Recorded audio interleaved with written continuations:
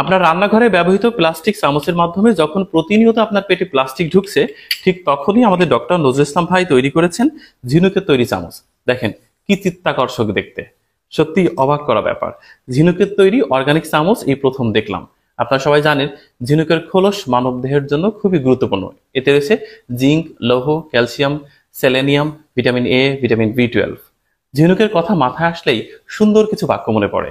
তুমি তো ঝিনুকের মতো নিশ্চুপ নহে, খোলসের মধ্যে মহামূল্যবান মুক্তা রেখে নদীর তলদেশে নিশ্চুপ পড়ে রও। দেখেন এটা সেই চামচ, কি চমৎকার দেখেন। সত্যিই মনে হচ্ছে এই চামচ সবগুলো বাড়িতে নিয়ে যায়। এটা দিয়ে আপনি যে কোনো কিছু খেতে পারবেন এবং আপনার রান্নাঘরে এটা সত্যিকার অর্থেই দৃষ্টিনন্দন বিষয়ে পরিণত হবে। আমি আমার প্রজেক্টে আমি মুক্তা চাষ করি এবং মুক্তা চাষ করার পরে এই ঝিনুকের যে খোলসগুলো সেটা কিন্তু ফেলে দিই।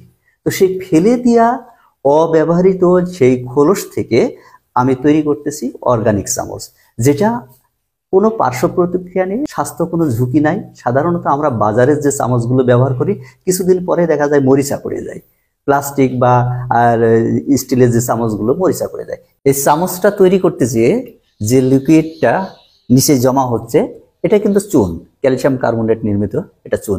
এটা আমরা পুকুরে ব্যবহার করছি।